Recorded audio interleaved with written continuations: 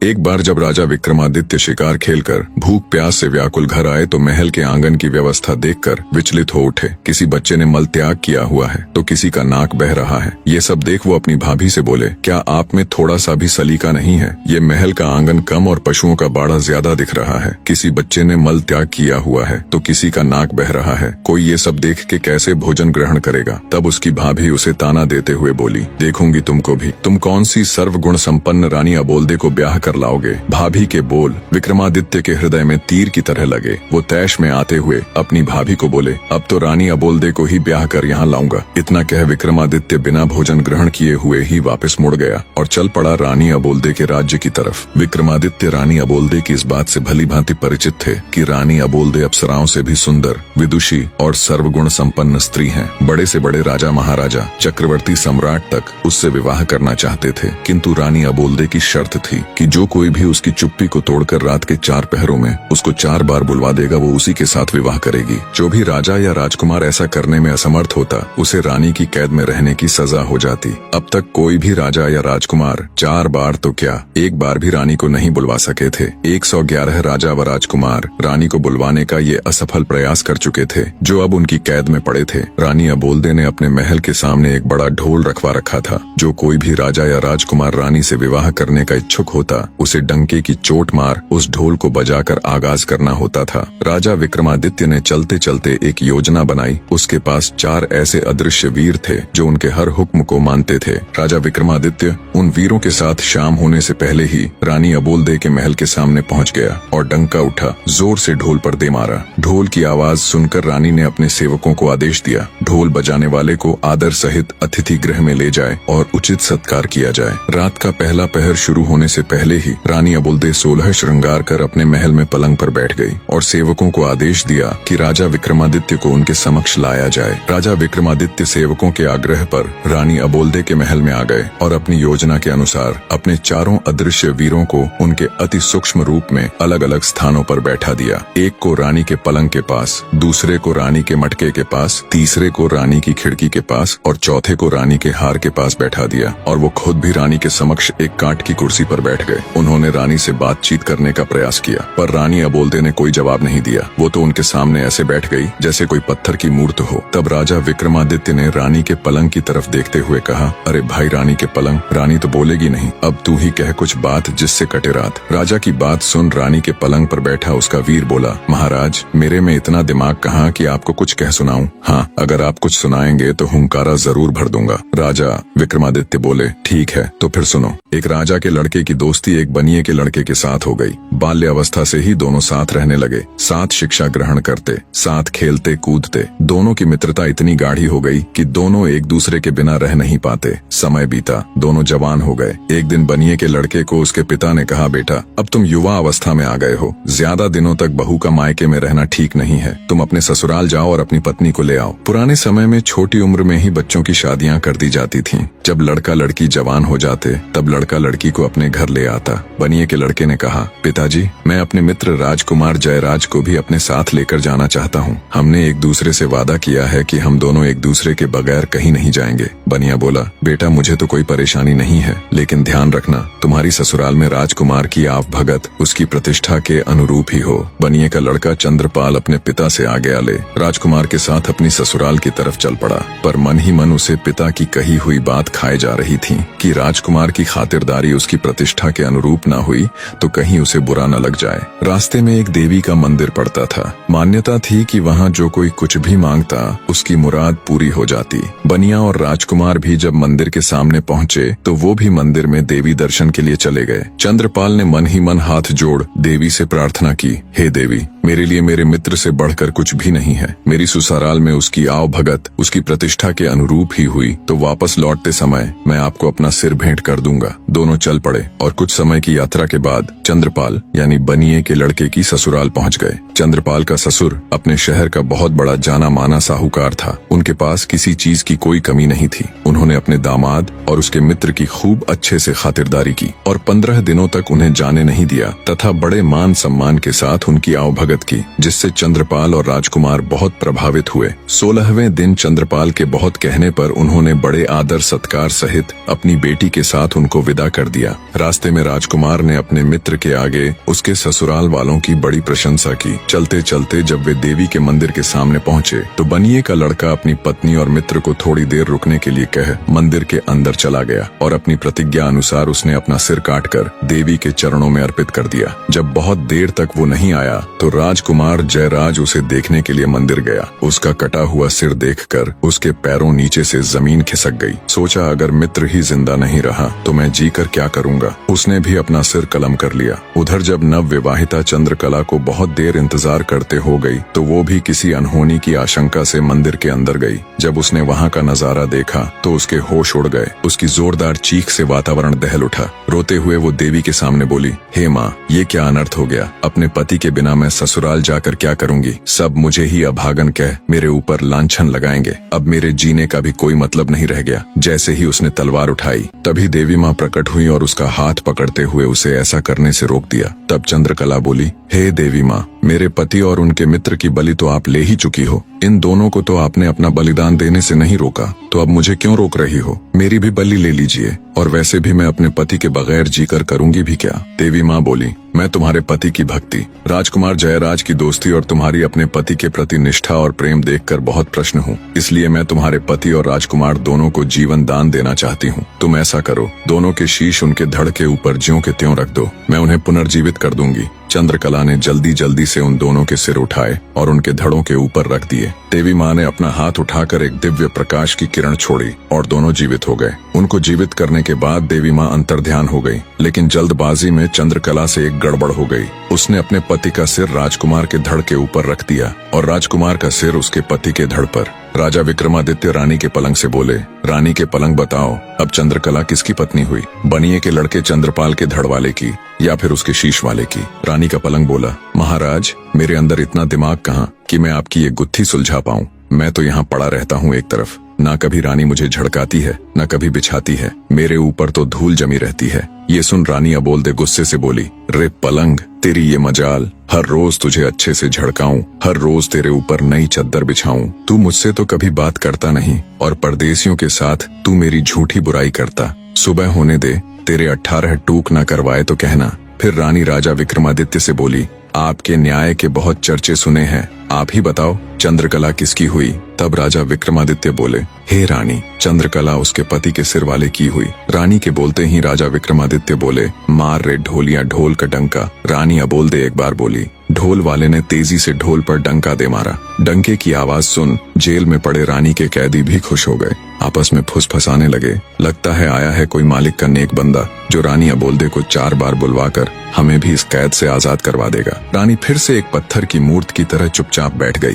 राजा विक्रमादित्य रानी के मटके के ऊपर रखे वीर से बोले, भाई रानी के मटके, रात का एक पहर तो रानी के पलंग ने कटवा दिया, अब तुम भी कुछ कह सुनाओ, ऐसे तो ये रात कटेगी नहीं। तब रानी के मटके के ऊपर रखा हुआ वीर बोला, महाराज, मेरे अंदर इतनी बुद्धि कहाँ कि मैं आपको कुछ कह सुनाऊं। हाँ, आप कुछ कहेंगे तो हुंकारा जरूर भर दूंगा। तब राजा विक्रमादित्य बोले, अगर ऐसी बात है तो सुनो फिर। बचपन में साथ खेलने कूदने वाले राजा और साहूकार के पुत्र में बहुत गहरी मित्रता थी। नादान उम्र में दोनों ने एक दूसरे से वादा किया, जिसकी शादी पहले होगी वो अपनी पत्नी को पहली ही रात दूसरे के पास भेजेगा। समय बीता, बात भी पुरानी हो गई, दोनों जवान हो गए। साहूकार ने अपने लड़के माधव का विवाह एक सुंदर, सुशील और सुयोग्य कन्या से कर दिया। सुहागरात वाली रात मोहिनी 16 श्रृंगार कर सुहाग सेज पर बैठी अपने पति का इंतजार कर रही थी। थोड़ी देर बाद उसका पति माधव मुंह लटकाए कमरे में आया और चुपचाप बैठ गया। पति को ऐसे मुंह लटकाए देख मोहिनी समझ गई जरूर कुछ बात है। बोली, क्या बात है नाथ, क्या आप मुझसे नाराज हैं? क्या मैं आपको पसंद नहीं हूँ? माधव बोला, नहीं प्रिय, ऐसी कोई बात नहीं है। मोहिनी बोली, फिर क्या बात है? क्या मेरे घर वालों ने लेन देन में कुछ कमी छोड़ दी या आपके परिवार वालों की अच्छे से आवभगत नहीं की? माधव बोला, नहीं नहीं, वो बात भी नहीं है। नव विवाहिता मोहिनी बोली, फिर ऐसी क्या बात है जो आप मुझे मुझे बताने में झिझक रहे हैं? मैंने आपसे विवाह किया है, मैं आपकी अर्धांगिनी हूँ, आपका सुख दुख अब मेरा भी है, इसलिए आप मुझे अपने मन की बात बता सकते हैं। सकुचाते हुए माधव धीरे से बोला, लड़कपन की नादानी में मैंने अपने मित्र राजकुंवर हर्षवर्धन को एक वचन दिया था जिसे मैं ना तो तोड़ सकता हूँ और ना ही निभा सकता हूँ। मोहिनी बोली कि ऐसा क्या वचन दिया है आपने, आप मुझे बता सकते हैं? माधव ने कहा कि वचन ही कुछ ऐसा है जिसे मैं तुम्हें बताने में भी झिझक रहा हूँ। मोहिनी बोली कि कैसा भी वचन हो आप मुझे निसंकोच बताइए, मैं भी आपका वचन निभाने में आपका पूरा साथ दूंगी। यदि इसके लिए मुझे अपनी जान भी देनी पड़े तो मैं हंसते हंसते दे दूंगी। माधव बोला कि हम दोनों मित्रों ने एक दूसरे को वचन दिया था कि जिसकी भी शादी पहले होगी वह अपनी सुहाग रात वाले दिन अपनी पत्नी को अपने मित्र के पास भेजेगा। अब यदि मैं वचन को तोड़ता हूँ तो दोस्त के साथ दगा होगा और निभाता हूँ तो तुम्हारी लाज जाती है, जिसको बचाने का मैंने तुम्हें वचन दिया है। मोहिनी सारी बात सुन कुछ देर सोच में पड़ गई, फिर बोली कि हे नाथ, आप किसी बात की चिंता मत कीजिए, आप बस मुझे आज्ञा दीजिए, मैं आपका वचन भी निभा लूंगी और अपना धर्म भी बचा लूंगी। अपनी पत्नी मोहिनी की बात से माधव के मन का बोझ कुछ हल्का हुआ। उसने मोहिनी को राजकुमार हर्षवर्धन के पास जाने की आज्ञा दे दी। मोहिनी 16 श्रृंगार किए हुए छम छम पायल बजाती राजकुंवर हर्षवर्धन के महल की तरफ चल पड़ी। रास्ते में कुछ चोर घात लगाए बैठे थे। जब उन्होंने गहनों से लदी हुई औरत आती दिखाई दी तो उनकी आंखें चमक उठी। उन्होंने लूटने के इरादे से मोहिनी को रोक लिया और उसे धमकाते हुए बोले, चुपचाप अपने सारे गहने उतार कर हमें दे दो, नहीं तो हम तुम्हारी हत्या करके सारे जेवर ले लेंगे। मोहिनी हाथ जोड़कर बोली, कृपा करके अभी मुझे छोड़ दीजिए, अभी मैं किसी बहुत आवश्यक काम से जा रही हूँ जिसके लिए मेरे शरीर पर इन गहनों का होना अत्यंत आवश्यक है। मैं वचन देती हूँ जब मैं वापस आऊंगी तो खुद तुम्हें ये सारे गहने उतार कर दे दूंगी। आपको दिया हुआ वचन मैं जरूर निभाऊंगी। चोरों ने कुछ सोच विचार कर उसे जाने दिया। मोहिनी जल्दी ही राजकुंवर हर्षवर्धन के महल की सीढ़ियां चढ़ती हुई उसके कक्ष के सामने पहुंच गई। मोहिनी जब अपनी पहली ही रात को किसी दूसरे आदमी के कमरे में जा रही थी, बस उसके मन में यही चल रहा था, कैसे भी करके अपनी पति का मान और अपनी लाज दोनों रखनी है। वो हर्षवर्धन के महल की सीढ़ियां चढ़ते हुए उसके कक्ष में पहुंच गई। राजकुमार हर्षवर्धन अपने कक्ष में अपने पलंग पर गहरी नींद में सो रहा था। मोहिनी ने उसके पैर का अंगूठा मरोड़कर उसे उठाते हुए कहा, जागो कुंवर सा जागो। राजकुमार हर्षवर्धन सकपका कर बैठा हो गया। अपने सामने 16 श्रृंगार किए किसी अप्सरा के समान सुंदर स्त्री को देखकर वह चौंक गया। लगा जैसे कोई सपना देख रहा हो। आंखों को बार बार मला तो देखा, ये सपना नहीं बल्कि हकीकत है। सच में एक सुंदर नार उसके सामने खड़ी है। उसने बड़ी विनम्रता से पूछा, हे देवी, आप कौन हैं और कहां से आई हो? इस तरह रात्रि के इस वक्त मेरे शयन कक्ष में आने का आपका प्रयोजन क्या है? तब मोहिनी ने कहा, मैं आपके मित्र माधव की नव विवाहिता पत्नी मोहिनी हूँ और उनका दिया वचन निभाने आई हूँ। हर्षवर्धन बोला, वचन? कैसा वचन? मोहिनी बोली, आपके और आपके मित्र के मध्य लड़कपन में यह तय हुआ था कि जिसकी शादी पहले होगी वह सुहागरात वाले दिन अपनी पत्नी को अपने मित्र के पास भेजेगा। बस उसी वचन को निभाने के लिए आपके मित्र माधव की आज्ञा से मैं यहाँ आपके पास आई हूँ। सब सुन राजकुमार हर्षवर्धन एक बार के लिए तो बिल्कुल सन्न रह गया। जब ध्यान किया तो सब याद कर वो बहुत शर्मिंदा हुआ। उसने हाथ जोड़कर कहा, हे देवी, मुझे माफ कर दीजिए। वो तो हमने नादानी में एक दूसरे से वादा कर दिया था। यह कोई वचन नहीं बल्कि हमारी बचपन की नादानी थी। मेरे मित्र की पत्नी तो मेरी भाभी हुई और भाभी तो माँ या बहन के समान होती है। मैं अपने बचपन की नादानी पर बहुत शर्मिंदा हूँ। मैं आज से ही आपको अपनी धर्म की बहन बनाता हूँ। इतना कहकर राजकुंवर हर्षवर्धन ने मोहिनी को चुनरी और हीरे मोतियों से भरा हुआ थाल देकर उसी समय विदा कर दिया। मोहिनी वापस अपने घर की तरफ चल पड़ी। रास्ते में वही चोर उसका इंतजार कर रहे थे। उसकी पायल की आवाज सुनकर वे रुक गए कि कहीं वह अपने साथ सिपाहियों को तो नहीं लेकर आई है। जब उन्हें इस बात की तसल्ली हो गई कि वह अकेली ही है तो उन्होंने आपस में चर्चा करते हुए कहा, अरे भाई, यह औरत तो सच में अपने वचन की पक्की है। इतने में मोहिनी उनके पास पहुंच गई। उसने राजकुमार हर्षवर्धन का दिया हीरे मोतियों का थाल भी उन्हें देते हुए कहा कि यह भी रख लीजिए, ये भी आपके भाग्य में ही था। रुकिए, मैं अभी अपने सारे गहने उतार कर आपको देती हूँ। इतना कहकर वह अपने गहने उतारने लगी। चोरों के आश्चर्य की सीमा नहीं थी। उन्होंने उसे रोकते हुए कहा, जरा रुको, पहले तुम हमें यह बताओ कि तुम कहाँ गई थी और यह हीरे मोतियों से भरा हुआ थाल तुम्हें कहाँ से मिला? तब मोहिनी ने उनको अपनी पूरी कहानी विस्तार से बताई। सारी बात सुनने के पश्चात चोरों ने हाथ जोड़ते हुए कहा, हे देवी, आप धन्य हैं जो अपनी लाज की चिंता न करके अपने पति का मान बचाने के लिए इतना बड़ा कदम उठाया। आप जैसी चरित्रवान स्त्री को तो हम भी अपनी बहन बनाना चाहते हैं। क्या आप हम जैसे पापियों को अपने भाई के रूप में स्वीकार करने का सम्मान देंगी? मोहिनी की स्वीकृति मिलने पर चोरों ने उसे हीरे जवाहरात से भरा हुआ थाल वापस कर दिया और साथ में लूटा हुआ धन भी दे दिया तथा सम्मान पूर्वक उसे उसके घर तक पहुंचा दिया। इतनी कहानी कहकर राजा विक्रमादित्य रानी के मटके से बोले, बताओ रानी के मटके किसका त्याग बड़ा है, चोरों का या राजकुमार हर्षवर्धन का? मटके के ऊपर रखा हुआ वीर बोला, महाराज, मेरे अंदर इतनी बुद्धि कहाँ कि मैं आपको ये बता सकूं किसका त्याग बड़ा या छोटा है।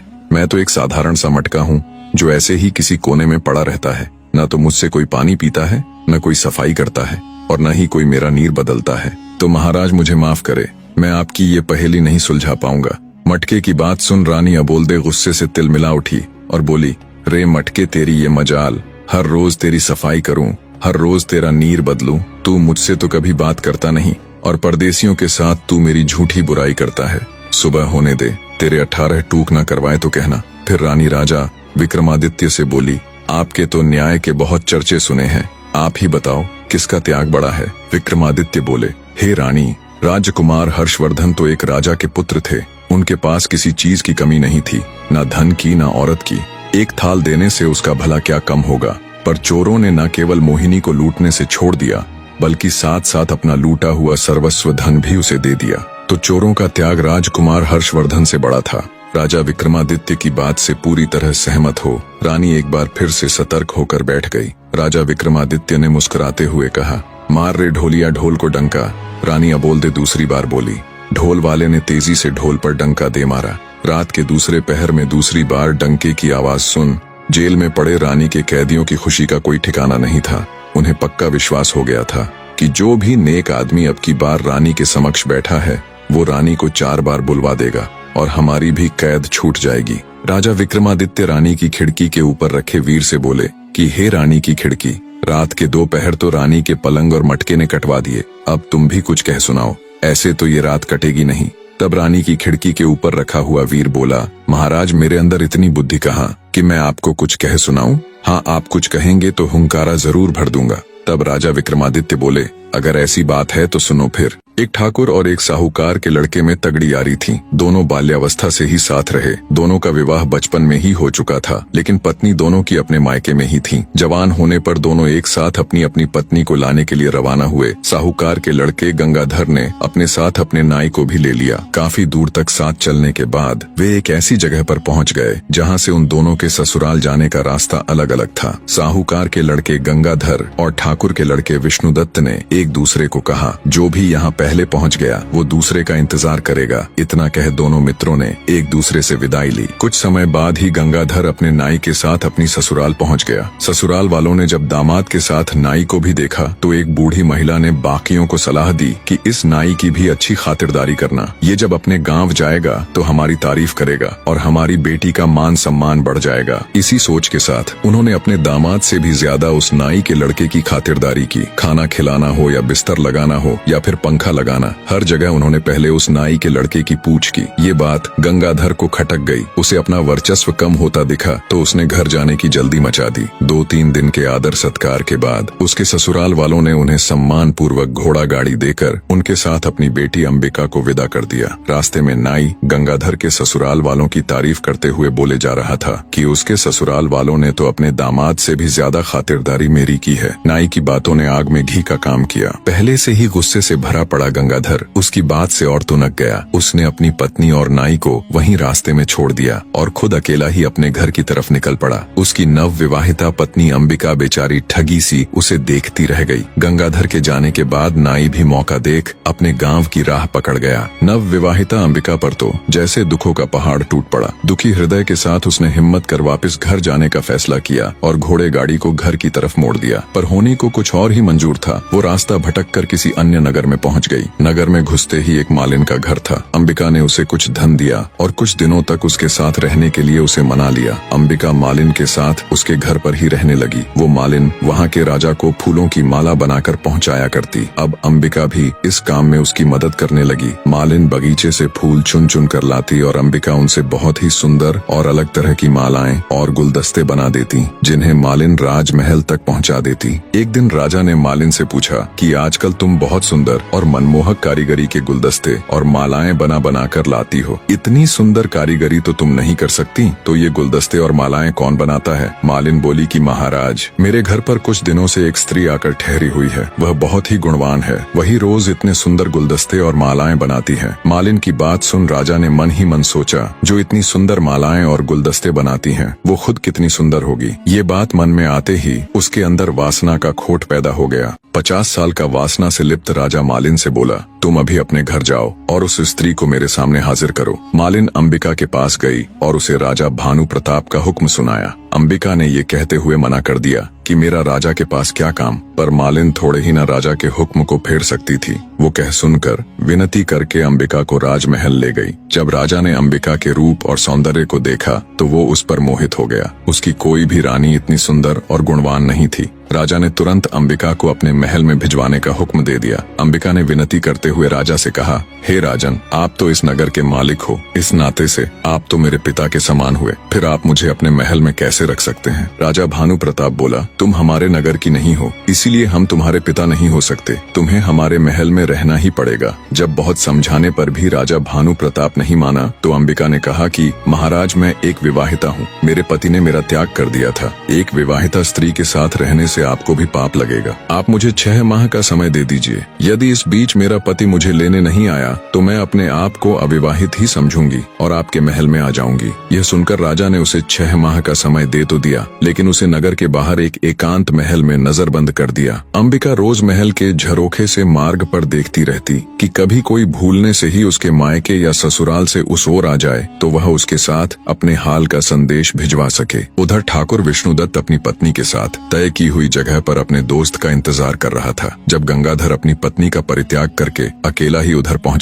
तो उसे अकेले आते देख विष्णुदत्त बोला, अरे मित्र, तुम अकेले कैसे चले आ रहे हो? मेरी भाभी को कहाँ छोड़ आए? तब गंगाधर ने उसे सारा वाक्य कह सुनाया। सब सुन गुस्से से विष्णुदत्त उसे धिक्कारते हुए बोला, धिक्कार है मित्र, किसी और के अपराध का दंड तुमने अपनी निर्दोष पत्नी को दे दिया। यदि उसके घर वालों ने तुम्हारे नाई की खातिर तुमसे ज्यादा कर दी तो इसमें भाभी का क्या दोष था? इतनी सी बात पर क्या कोई अपनी पत्नी को छोड़ देता है? हमें अभी वापस चलकर भाभी को ले आना चाहिए। गंगाधर ने विष्णुदत्त की बात मान ली। विष्णुदत्त ने अपनी पत्नी को पास ही एक गांव में ठहरा दिया और स्वयं गंगाधर के साथ उसकी पत्नी अंबिका को लाने के लिए निकल पड़ा। गंगाधर ने अपनी ससुराल में लोगों से पता किया तो उसे मालूम हुआ कि उसकी पत्नी अपने मायके नहीं पहुंची थी। ससुराल में ना जाकर वो वहीं से विष्णुदत्त के साथ अंबिका की तलाश में निकल पड़ा। ढूंढते ढूंढते वे दोनों भी उसी नगर में पहुंच गए। अंबिका ने जब महल के झरोखे से उन्हें आते देखा तो तुरंत उसने अपने पति को पहचान लिया और महल के सेवकों से कहकर उन्हें महल में बुला लिया। महल में पहुंचने पर विष्णुदत्त ने अंबिका को अपना परिचय दिया और कहा, भाभी, मेरे मित्र से गुस्से में आपको छोड़ने का अपराध हो गया। वह अपनी करनी पर शर्मिंदा है। अब आप भी बीती बातें भूल जाओ और हमारे साथ अपने घर चलो। गंगाधर ने भी अंबिका से माफी मांगी और चलने के लिए कहा। तब अंबिका ने उन दोनों को अपने साथ घटी सारी बातें विस्तार से बताई और कहा कि पहले हम दोनों को राजा के सामने जाकर उनसे आज्ञा लेनी होगी। वे दोनों राजा के सामने गए। अंबिका ने राजा से कहा कि महाराज, मेरे पति मुझे लेने के लिए आ गए हैं, इसलिए कृपया अब आप हमें जाने की इजाजत दे दीजिए। राजा ने भी अपने वचन का पालन करते हुए अंबिका को अपने पति के साथ जाने की अनुमति दे दी।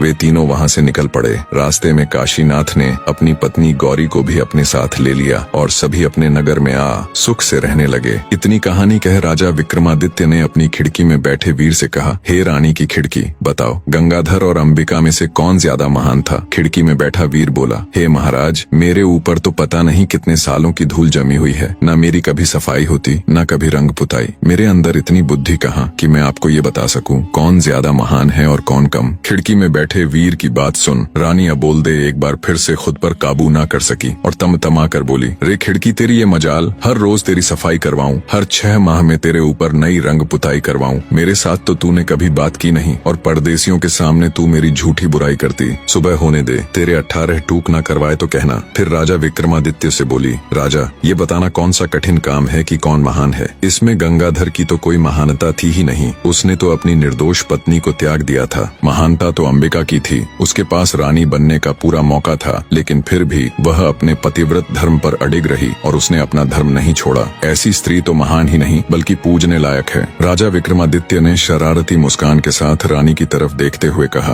आपने बिल्कुल सही कहा रानी, मैं तो आपका कायल हो गया। फिर राजा विक्रमादित्य ने ढोल वाले से कहा, मार रे ढोलिया ढोल को डंका। रानी अबोलदे तीसरी बार बोली। ढोल वाले ने तेजी से ढोल पर डंका दे मारा। तीसरे डंके की आवाज सुन रानी की कैद में पड़े बड़े कैदी खुशी से नाचने गाने लगे। उन्हें पूरा यकीन हो चला था कि उनकी आजादी के बीच अब बस एक पहर और है। इधर रानी अबोल्दे भी अब की बार पूरी सजग होके बैठ गई। उसने मन में निश्चय कर लिया कि अब चाहे कुछ भी हो जाए वो चौथी बार नहीं बोलेगी। विक्रमादित्य बोले, भाई रानी के हार, रात के 3 पहर तो बड़े आराम से कट गए, अब तू भी कुछ सुना जिससे ये आखिरी पहर भी कट जाए। रानी का हार बोला, महाराज मेरे अंदर इतनी बुद्धि नहीं कि मैं आपको कुछ कह सुनाऊं। हाँ, हुंकारा जरूर भर लूंगा। राजा बोला, ठीक है। 4 दोस्त थे, उनमें एक ब्राह्मण, एक खाती, एक दर्जी और एक सुनार था। एक दिन चारों सलाह मशवरा कर धन कमाने के लिए परदेश चल पड़े। चलते चलते जब शाम हो गई तो वो सब एक जगह ठहर गए। उन्होंने रात को वहीं रुकने का फैसला किया। तय हुआ कि इलाका सुनसान होने के कारण रात के 4 पहरों में बारी बारी सब पहरा देंगे। सबसे पहले पहरा देने का नंबर आया खाती के लड़के का। तीनों सो गए और वो पहरा देने के लिए बैठ गया। बैठे बैठे उसे पास में पड़ा एक बड़ा सा लकड़ी का टुकड़ा दिखाई दिया। सोचा क्यों ना कुछ कारिस्तानी की जाए, नींद भी दूर हो जाएगी। उसने अपने औजार निकाले और उस बड़े से लकड़ी के टुकड़े को संवारने लगा। रात का पहला पहर खत्म होते होते उसने उस लकड़ी के टुकड़े को तराश कर एक सुंदर स्त्री का पुतला बना खड़ा कर दिया और दर्जी के लड़के को उठाकर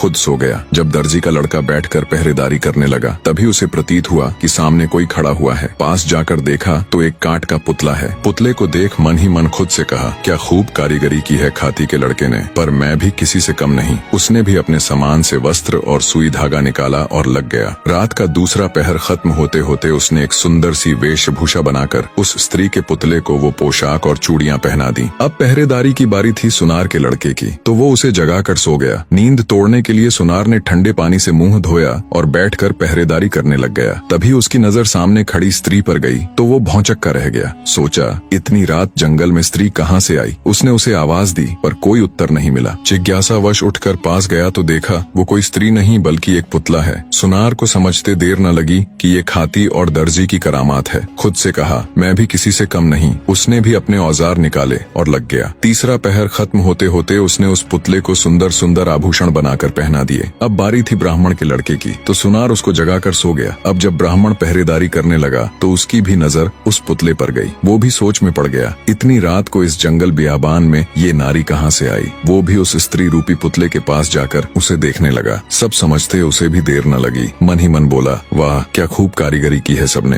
लगता है सब मिलकर मेरी परीक्षा लेना चाहते हैं। उसने भी अपना तंत्र मंत्र का सामान निकाला और रात का चौथा पहर खत्म होते होते अपनी तंत्र मंत्र विद्या से उस काठ के पुतले में प्राण डाल दिए। वो काठ का पुतला अब एक सुंदर युवती बन चुकी थी। तब तक सुबह हो गई। बाकी तीनों मित्र भी उठ गए। अपने सामने इतनी सुंदर युवती को देखकर उन्होंने जब ब्राह्मण से उसके बारे में पूछा तो उसने सारा किस्सा उनको कह सुनाया और बोला, इस काठ के पुतले में मैंने अपनी मंत्र शक्ति से प्राण डाल दिए, सो अब मैं इसे अपनी पत्नी बनाऊंगा। तब खाती का लड़का बोला, नहीं मित्र, इसे मैंने बनाया है इसलिए इस पर मेरा अधिकार है, ये मेरी पत्नी बनेगी। दर्जी भी बीच में बोल पड़ा कि मैंने इसको इतने सुंदर कपड़े सिलकर पहनाए हैं इसीलिए इस पर तो मेरा हक है। सुनार का लड़का बोला कि ऐसा कैसे हो सकता है, मैंने इसे सुंदर सुंदर आभूषण बनाकर पहनाए हैं इसलिए ये मेरी ही पत्नी बनेगी।